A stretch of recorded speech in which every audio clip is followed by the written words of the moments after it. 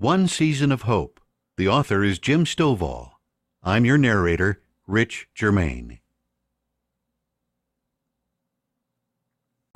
Chapter 1. Milestones and Memories.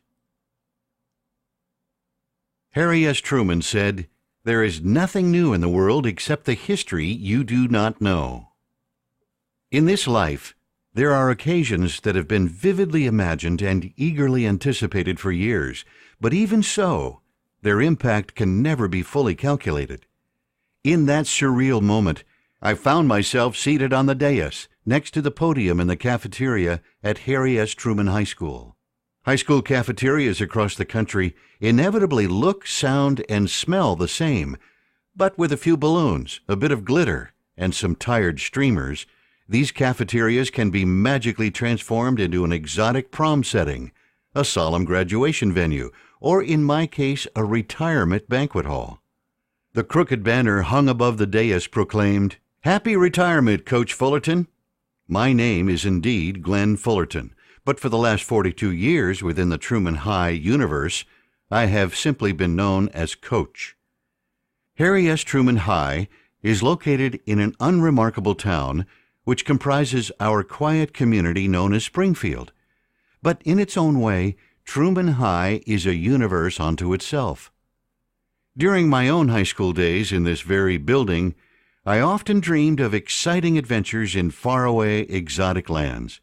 I wanted to see, taste, and feel the whole world.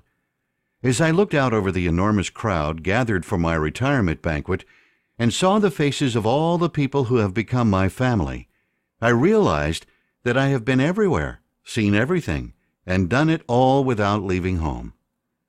Seated below me at long rows of tables that stretched into the distance like ocean waves approaching the shore, I saw the young boys, middle-aged men, and a few senior citizens who comprised the clay with which I sculpted my life. It seemed no more than a blink of an eye since I had been a student and an aspiring football player in this very place. Every morning for the past several years, I gazed into my bathroom mirror and saw an old man looking back at me. The lines etched in my face vividly attested to each of my 66 years on this earth. One of the cheerleaders, who was filling the role of waitress for my retirement banquet that evening, had set a plate of food in front of me shortly after I sat down, but mercifully, I never got the chance to eat it. The cafeteria food at Truman High can be best described as predictable and consistent throughout the 45 years I ate meals there as a student and then a teacher and coach. That night, there was the inevitable mystery meat, artfully concealed by some form of gravy, flanked by tired and wilted vegetables that had been boiled within an inch of their lives. But my dinner that evening remained untouched, as a steady stream of Truman Eagles, young and old, stood in line to approach the dais to offer their greetings, congratulations, and thanks. I think of these former players as my boys. Whether they are 18 or 60, they will always be defined in my own mind as my boys. I will always think of them as they were the first day they came to me, as excited, scared, and anxious boys, hoping to be one of the chosen young men who received their own coveted Truman High Eagles football jersey. That night, there were business leaders, war heroes, and the governor of our state waiting their turn to have a word with me, along with plumbers, carpenters, cab drivers, and others representing virtually every path one could take in this life. But that night, we were all together once again to celebrate our shared experience as simply Truman High Eagles. I greeted them one at a time. Their history, accomplishments, and contributions to our world make up the fabric of my life. Coaching football does very little to change the world. I never cured cancer, solved world hunger, or put a man on the moon. But I realize in some ironic way I helped to mold the young men who made their mark in each of those areas and many more. My outstretched hand was firmly grasped in a warm and vibrant handshake, and I felt the steady, unwavering gaze of those piercing brown eyes belonging to Rob Wakefield. Robert Garrett Wakefield, Esquire, is known across the country and around the world for arguing the most complex and intense cases before the Supreme Court of the United States.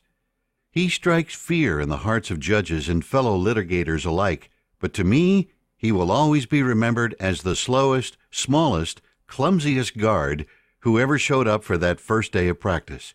Nothing stood between him and being summarily cut from the team other than his constant intensity and unwavering tenacity. On that very first day of practice, on a 100-degree, mercilessly humid day in mid-August, Wakefield demonstrated a talent for absolutely nothing except the ability to trip over his own feet and everyone else's on the practice field. But somehow, on the last day of practice, when we had to cut the squad down to our final roster, he got the very last jersey. I was hopeful that his work ethic and energy would somehow rub off on the more talented players that year. But then, slowly and inevitably, he began to work his way up the depth chart and actually got to play in a few games. By the end of that season, due to some unfortunate injuries, I was forced to spread some players around the field, and Rob Wakefield actually became our starting right guard. Although he had made a lot of progress that season, he still tripped a couple of times getting in and out of the huddle. We needed to win that particular game to make the state playoffs that year, and as time wound down in the fourth quarter, I knew it was going to be really close. I'm certain several of the deepest wrinkles in my face originated during that very game. Then it was 4th and goal on the 2-yard line, and we needed a touchdown to cap off our winning season and move into the playoffs. Otherwise, our season was over, and we had the long winter's wait till next year. When you're only 2 yards away from the goal line, it doesn't seem like much of an obstacle. But we had started that series after a great punt return, 1st down and goal on the 1-yard line.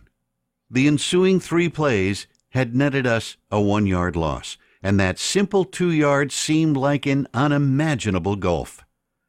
I called an end-around play because our previous 3 handoffs into the middle of the line had achieved less than nothing as we were moving backward. I knew if we could get our speedy halfback around the corner, we would score and win. The only thing that stood in our way was the opposing team's defensive end, who hadn't performed particularly well that night. As our team broke the huddle, I was confident and somehow knew that my innate coaching prowess would get us the victory. But my counterpart across the field displayed his own coaching prowess as he shifted the defense. I instantly realized that the play I had called involving our best offensive linemen pulling to block their mediocre defensive end, allowing our speedy halfback to get around the corner, had gone up in smoke. And now, their other defensive end, who was an all-state performer destined for the state university, stood between us and the goal line. And the only blocker we had on that play would be Robert Garrett Wakefield. Having no timeouts left, I was forced to rely on every coach's last resort. I prayed. As our quarterback took the ball from the center, everything seemed to move in slow motion. He turned and deftly handed the ball to our speedy halfback, who raced toward the sideline, cradling the ball in his right arm. Their all-state defensive end looked 12 feet tall and solid as the Great Wall of China as Wakefield stumbled down the line. Every coach learns that players cannot be measured simply by height and weight. There are certain intangibles that enter the scene at the most unexpected times. Just when everybody in the stadium, including me, was certain that Wakefield would be brushed off like an annoying gnat and our halfback would be crushed by their defensive end, a collision took place, and somehow their all-state defensive end, destined for the state university and the NFL, found himself flat on his back, with Truman's own Robert Garrett Wakefield lying atop him as our halfback scampered into the end zone. I never saw Wakefield trip, stumble, or even hesitate after that play. Somehow, in the blink of an eye, he had transformed into the man who stood before me at the retirement banquet that night. I proudly proclaimed, "Rob, we're all proud of you and everything you've done since your days at Truman High." I thought of him standing there before the Supreme Court and said, "I really don't know how you do it." He waved off the compliment and said some nice things about me. Then, just as he was moving away, he whirled and asked, "Coach, do you remember?" I smiled, nodded, and assured him, how could I ever forget? Anyone eavesdropping on our private moment would have been baffled by our exchange, but I knew what he meant, and he knew that I knew. Those are the moments that bind us together forever. I reveled in the next few minutes, enjoying similar fond memories with many of my boys, until a somewhat self-absorbed, pompous gentleman from the school board walked to the podium and began tapping on the microphone. He took a sheet of paper from his jacket pocket and unfolded it on the podium. In a monotone voice, he droned on as he read the prepared statement, recounting the statistics and accomplishments that made up my life. Then he mercifully stopped talking and sat down, and I was greeted with a thunderous standing ovation as I approached the podium. As I gazed out over the sea of faces that each held a special place in my heart and soul, I waited for the applause to die down. As the room fell silent, I hoped that my mind and voice would not fail me. In an almost disembodied way, I heard myself say, "Thank you all for being here and sharing this special night with me. As Truman High Eagles, we have enjoyed winning seasons. We've suffered losing seasons. We've celebrated a few championship seasons.